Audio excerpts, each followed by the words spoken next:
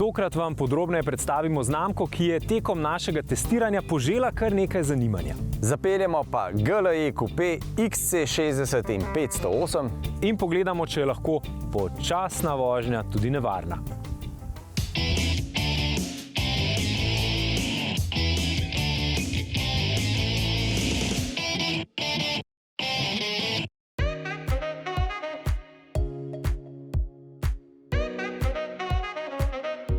Pozdravljeni v avtomobilnosti.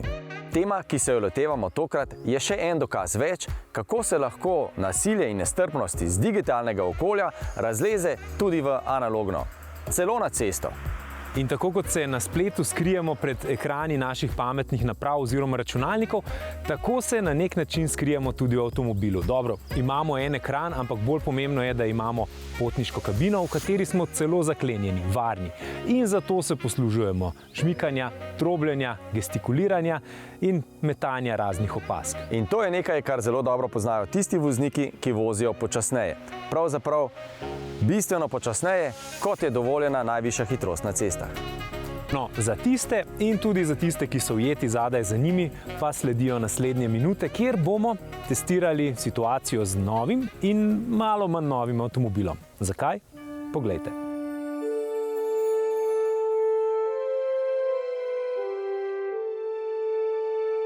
V avtomobilnosti imamo hitrost radi. Pa ne samo zato, ker če se potuje hitreje, se pride na cilj prej, ampak tudi iz čisto drugih vzgibov. Vsak od članov uredništva se s hitrostjo spogleduje po svoje, skupno pa nam je dvoje in v tem se morda prepozna še kdo drug. Najprej, privlačen je že sam občutek obvladovanja kompleksnega stroja, kar avto nedvomno je. Ko temu dodamo še vremenske, prometne in vse ostale spremenljivke, ugotovimo, da je vožnja pravzaprav veščina, ki se je do konca v resnici nikoli ne naučimo. In drugič, hitrosti se sicer ne bojimo, se pa do nje obnašamo skrajno odgovorno in preudarno. Tudi zato smo v avtomobilnosti v preteklosti odprli nekatere s hitrostjo povezane tematike, ki so bile mejne, robne in o katerih se na ta način pri nas še ni govorilo. Najprej smo varni dinamični vožnji postavili temelje in rekli takole.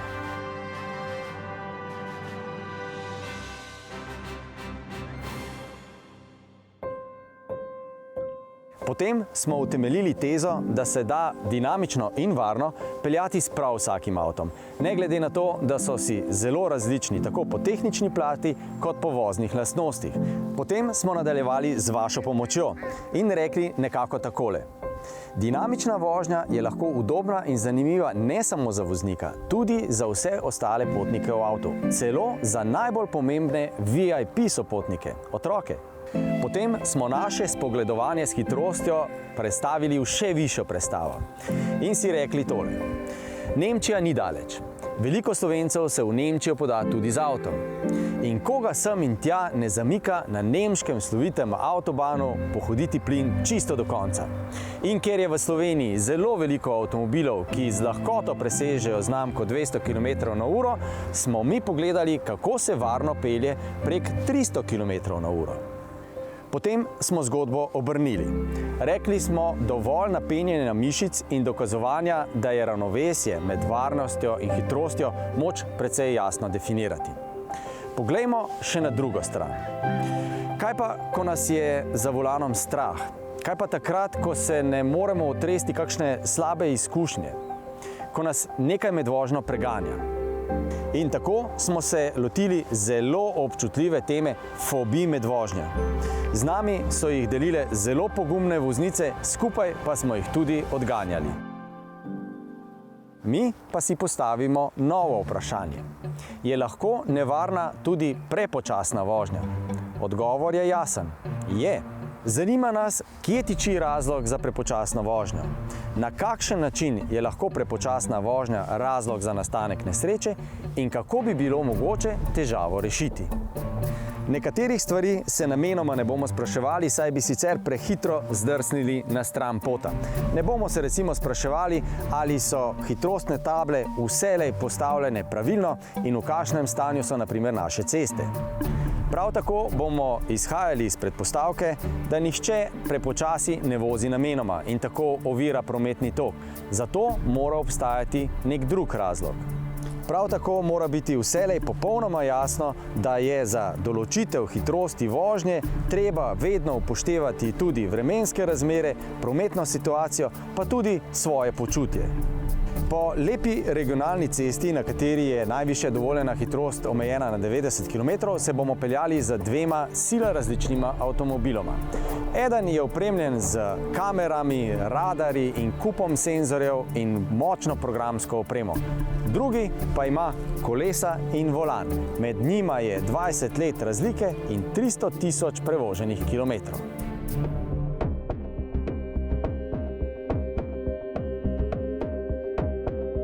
Poglejmo, kje se ta kvantni skok v 20 letih tehnološkega razvoja najbolj očitno prepozna.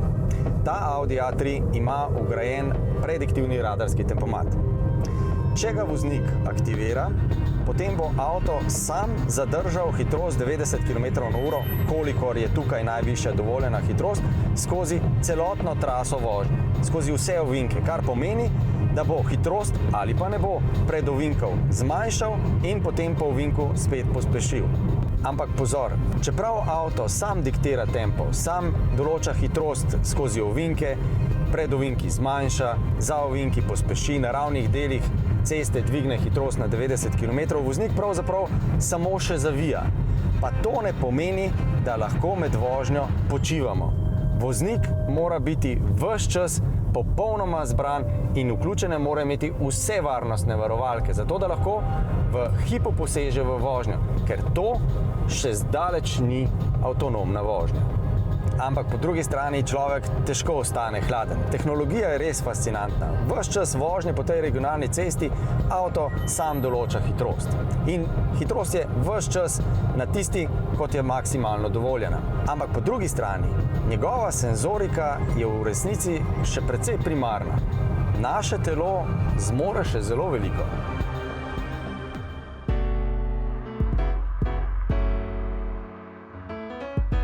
Zdaj pa smo se presedli 20 let v zgodovino. V tem Audiju je zgodba povsem drugačna. Cesto in hitrost se čuti veliko bolj neposredno, kar je lahko celo prednost. Saj se vse, kar se dogaja okrog nas, čuti bistveno bolj analogno. Strah, da ovinkov, ki so pred nami, ne bi mogli varno prepeljati z predvidenimi 90 km/h, se bomo najlažje znebili tako, da odkljukamo odgovore na nekaj ključnih vprašanj. Najprej, ali je avto tehnično brezhiben? Ta, v katerem sedim, je prevozil že skoraj 300 000 km, ampak je ves čas servisiran na ustreznem servisu, vanj so vgrajeni originalni deli ali originalnim delom enakovredni. Se pravi, lahko se zanesemo, da se bo avto tudi v kritični situaciji odrezal tako, kot je bil narejen, se pravi optimalno. In potem so tu še ključni varnostni asistenčni sistemi letnika 2000. Oči, roke in podatkovna baza procesorja. V tem avtu so kamere oči, radar pa pogled usmerjen daleč naprej. V resnici mora, če hočemo voziti varno in prediktivno, pogled opravljati podobno nalogo kot radar. Mora gledati enkrat daleč v izhod ovinka, potem na sredino ovinka, pa na začetek ovinka, pa se spet vrniti na izhod ovinka in tako ves čas, tako kot radar. Za nadzor stabilnosti vozila pa so zadolžene roke v kombinaciji z hrbtom in zadnjico. Še posebej v dlaneh bomo zelo hitro začutili, ali smo v ovinku malenkost prehitri.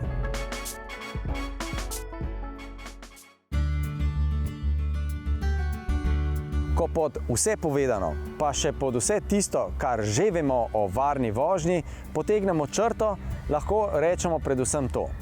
Če so vremenske razmere, prometne razmere, naše počutje in tehnična brezhibnost avtomobila popolnoma varni, potem je vožnja lahko udobna in varna po vseh cestah in omejitvah. Velja tako za brezhibno novega, kot za brezhibno starega in za vse avtomobile vmes.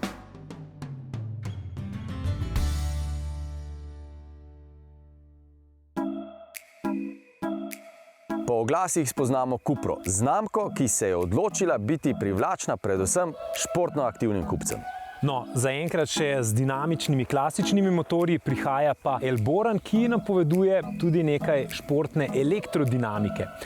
Peljali pa bomo v nadaljevanju še Mercedes-Benz GLE Coupé, pa Volvo XC60 in Peugeot 508.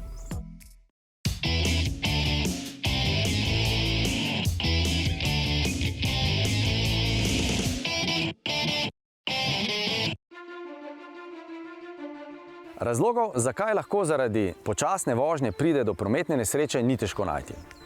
Če nekdo po cesti pelje bistveno počasneje, kot bi lahko varno peljal v okviru dovoljene hitrosti, potem pride do kolone. In kolona je čudovito gojišče za nastanek slabe volje, nestrpnosti in agresivnosti. In s tem je že narejen prvi korak do morebitne nesreče.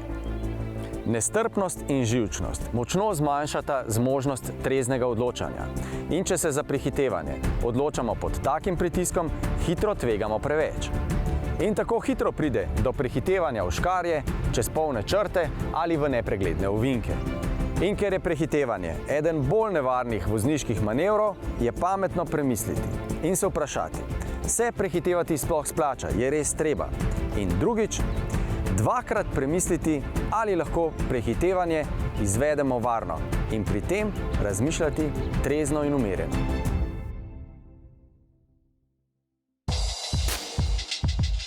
Na sporedu imamo zdaj dva Mercedesa, oba izhajata iz razreda E. Limuzinski E je sploh klasik, avto, ki nekako definira, kaj Mercedes je. E pač legenda.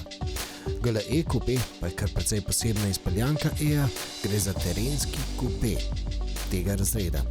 Torej izredno velik, visok in nastopaški mačo, primeren za tiste, ki jim je všeč, če so opaženi. Ampak tisto, kar oba E-ja najbolj povezuje, so asistenčni sistemi. Te pa nam Švabi ponujajo pravzaprav v vseh svojih modelih, tudi v najmanjših in najbolj dostopnih. Aktualne Mercedes-Benzove asistenčne sisteme gre za drugostopno avtonomne vožnje. Sem uporabljal tudi v praksi na mojem zadnjem potovanju po Nemčiji. To je izgledalo tako, da sem aktivni tempomat nastavil na 210 km/h. S to nastavljeno hitrosti nisem bil prav nikoli v prekršku. Namreč avtomobil je samodejno prilagajal se prometu, cesti in pa hitrostnim omejitvam. Na temu mi pravimo novodobno udobje. Ampak tisto, kar me je na tej moji zadnji nemški turi na nek način celo presenetilo, je to, da sem imel porabo vse tja, do preden se je začela Nemčija, komaj 6,1 litra na 100 km. Se pravi, čez Avstrijo, vse tja recimo do Kimseja. Seveda sem potem pritisnil tisto desno stopalko in je šlo tudi do konca. In do konca je pomenilo, da je števec hitrosti kazal hitrost 246 km/h, po podatkih je to 240. Kar resnično godi pa je to, da tudi pri teh visokohitrostnih nemških poteh, pri tej vožnji, sem še vedno uspel priti od Jesenic pa do Stuttgarta, pa iz Stuttgarta v Ingolstadt in potem še v München. In šele potem sem moral dotočiti. Z dosegom smo se ukvarjali tudi pri drugem preizkušenem E-ju. Ta avto pa res ne skriva, da je doma v Nemčiji. DE. Ampak šalo na stran, ta oznaka pomeni, da ga poganja dizelski motor in električni motor. Se pravi, avto je dizelski hibrid. No, teh seveda res ne najdemo prav veliko. Nazadnje se spomnimo Peugeot RXH, ki pa ga že kar nekaj časa ni več in ga verjetno nikoli več ne bo. Ampak vsekakor gre za eno takih zelo zanimivih, stroškovno zanimivih kombinacij. Namreč dizelski motor, ki je primeren seveda za avtocesto, očiščuje ga seveda tekočina AdBlue. No, ta električni motor pa mu zagotavlja, da je v mestu stroškovno prijazen. Ampak pod črto gre za avtomobil za vse tiste Slovence, ki bi želeli biti mobilnostno kar se da svobodni. Imeti možnost, da se lahko odpraviš kadarkoli, kamorkoli. No, tukaj varno zagotavlja dizelski motor, s katerim se zlahka peljete 6 litri ali celo manj. Ampak priključni hibrid je smiseln, če se boste vozili pretežno na elektriko. Tako so priključni hibridi tudi zasnovani. Porabiš elektriko, naprej greš na dizel. Seveda, to je osnovna značilnost priključnih hibridov. Se pravi, želijo biti električni avtomobili z rezervo. Ampak zakaj nas to pri tem Mercedesu kar naenkrat moti, pri drugih priključnih hibridih nas pa ni? No, zato, ker je E sinonim za taksi. Poglejte ga, samo še pastelno rumeno barvo bi mu dali, pa bi bil pravi kliše. Iz Frankfurta recimo. Da bi torej takšen E ustrezal tudi tej tradicionalno zelo številčni klienteli, bi morda avto moral delovati bolj po japonsko hibridno. Torej dizel in elektrika bi morala delovati bolj povezano. In še ena stvar, zakaj taksisti in pa takšni priključni hibridi ne gredo skupaj, no, prtljažnik je tisti razlog. Poglejte, s takšno grbo to res ne gre. Ampak Mercedesova paleta danes ni tako zelo obsežna samo zaradi marketinga. Ne, tako zelo bogata je, da si lahko vsak najde svoj ustrezen model.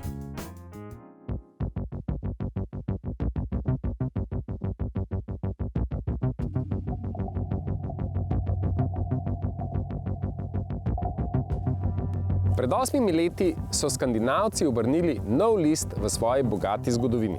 Z novo generacijo XC90 so svetu ponudili nov oblikovalski pristop, ki so ga še izdatno nagradili z varnostno-asistenčnimi sistemi. Zato tokrat o serijski opremi tega Volva ne bomo izgubljali besed. Saj se na vse zadnje prav vsak kupec odloči, kaj bo v avtu imel in česa ne. Če tudi pod motornim pokrovom tegale XC60 biva zmogljiv bencinski 4-valjnik, je končna hitrost zgolj 180 km/h. Litij-ionska baterija s kapaciteto 11,6 kWh ne zmore čudežev. Tako lahko shrani energijo za približno 50 km vožnje zgolj na elektriko. Zakaj bi se potem za tak XC60 sploh odločili? Predvsem zato, ker bistvo hibridnega pogona ni zgolj v 100% električni vožnji, ampak predvsem v pomoči klasičnemu motorju. Tako najlažje na hitro razložimo smiselnost tega Volva XC60. Seveda je zaželeno tudi redno polnjenje. Slednje ne zahteva zmogljive polnilnice. Zato se baterija na običajni vtičnici brez težav napolni čez noč.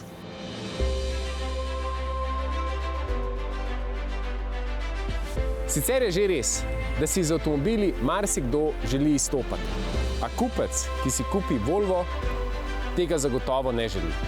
Prednosti avtomobila pač išče drugje.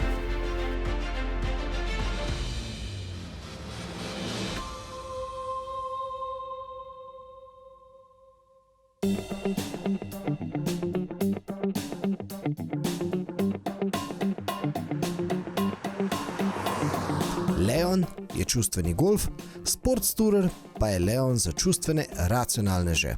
Še posebej v tokrat preizkušeni verziji, a sploh ne samo zato, ker ima več prostora. Prostor je seveda na pretek za 620 litrov, ampak toliko prostora dobite tudi v drugih podobno velikih karavanih. Med 600 in 630 litrov je pravzaprav danes na nek način standard. Lahko ga odpiramo z brcanjem ali pa z daljincem in seveda lahko ga odpirate tudi takole klasično s stikalom, ki je v tem primeru skrito pod značko. A veste, da si je takšen način odpiranja prtljažnika izmislil prav Seat leta 1999 pri takratni Ibizi. Tokrat preizkušeni Leon je bil opremljen z ročnim menjalnikom.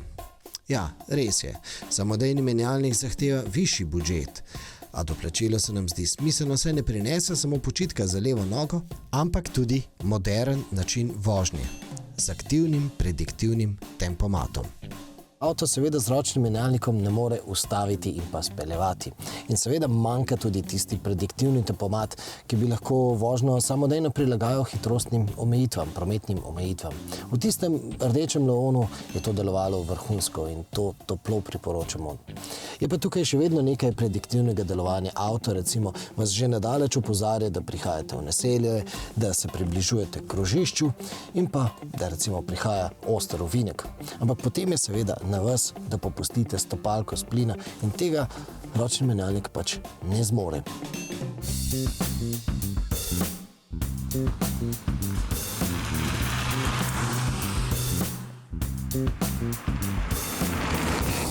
Lahko pa svetujemo, da ne izberete sistema prilagajanja voznega režima.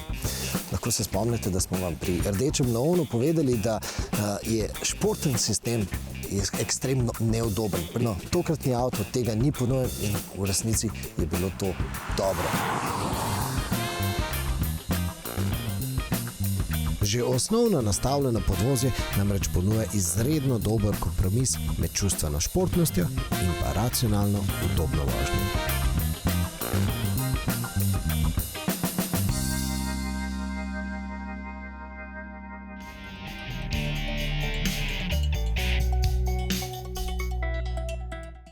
Športni Peugeoti so bili doslej v GTI rdeče-črni barvi, po novem pa bodo hibridno-zeleni. Prvi avto nove športne dobe je 508 Sport Engineered, pri katerem do skupne moči 265 kW majhnemu turbomotorju pomagata dva elektromotorja. En na prednji, drug na zadnji osi, pogon bo tako štirikolesni. 508 pa ne bo zgolj divji športnik, ampak tudi vsakdanji mestno prijazen. Entuziastov je bilo včasih morda na videz več, je pa tudi res, da se je tukaj spremenila tudi morda malce miselnost današnjega potrošnika, ko je ta potrošnik morda malce bolj zeleno osveščen in tudi tega entuziazma danes na cestah manj zaradi tega, ker smo morda vsi malce bolj odraslo začeli razmisliti. Bencinsko-električen karakter pa bodo kmalu ponujali vsi levi. Ti obstoječi modeli, ki danes tega še nimajo v ponudbi, bodo gotovo dobili svojo hibridno ali električno različico. Pa tudi najnovejša 308, ki bo prišla, bo velik poudarek na hibridnih kombinacijah, različnih moči, različnih pogonskih sklopov.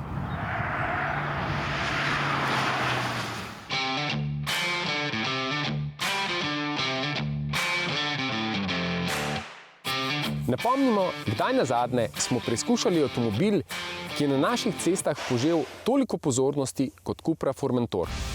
Potem, ko je avto zasedel 3. mesto v izboru za evropski avto leta 2021, pa smo v naše uredništvo dobili še več vprašanj tako o avtomobilu kot o znamki. Žal trenutno živimo precej čudne čase, kjer celo nekatere uveljavljene in 100 let stare znamke niso več gotove o svoji prihodnosti. In potem je tu španski primer Cupra. Vsekakor ne gre za zagonsko podjetje, a vodilni pri Seatu so v preteklosti že nekajkrat presenetili z napovedmi, ki vsaj tako je bilo videti niso najbolj zvesto sledile korporativnim nemškim strategijam. Tudi tokrat razmišljajo drugače. So, Cupra is the brand with special cars for special people. And the launch of the Cupra brand only 2 years ago has been a great success. I think back then it surprised a lot of people. Even some people thought we were crazy creating a new brand, a new independent brand at a time when other brands were disappearing. But we are convinced that now is the right time. Osnovno sporočilo pri Cupri je jasno: športnost. Španci niso tvegali in so za strokovnega svetovalca pri nastavitvah vozne dinamike, pa ne samo Formentorja, ampak tudi prihajajočih električnih modelov izbrali Matthiasa Ekstrema, švedskega dirkača, dvakratnega prvaka v nemškem prvenstvu DTM in prvaka v rallycrossu, mešanici dirkanja na asfaltu in pesku.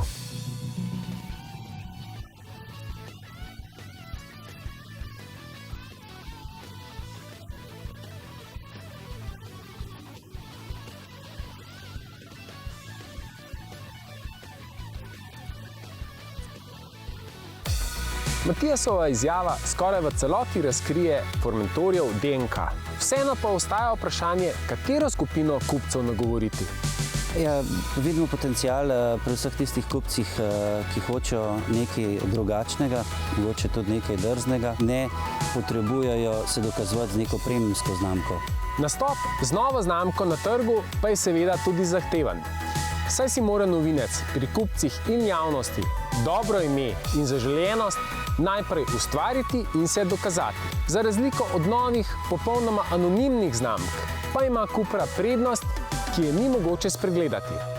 Saj je parkirana na dvorišču svetovno priznanega avtomobilskega koncerna.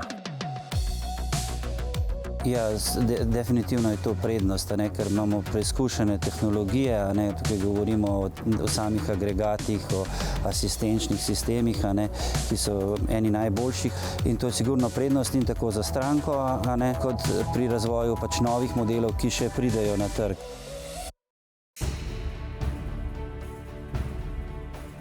In še naš odgovor za vse, ki ste nas vprašali, kaj je Cupra. Moderna drugačnost, pri kateri ni nobenih tveganj, kdo in kaj stoji za njo in s katero se da tudi resnično zelo, zelo vozniško uživati.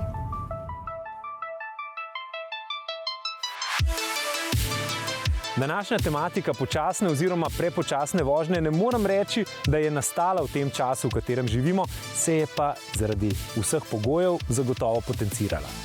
V času korone se je po eni strani močno zmanjšala naša mobilnost, po drugi pa precej postavila pod vprašaj tudi našo potrpežljivost. Ker manj vozimo, smo v slabši vozniški kondiciji. In ker sabo vse pogosteje vozimo vse več skrbi, postajamo na cesti tudi vedno bolj nestrpni. Ja, da ne bo korona na koncu razlog za to, da bo več razbite pločevine in še več slabe volje.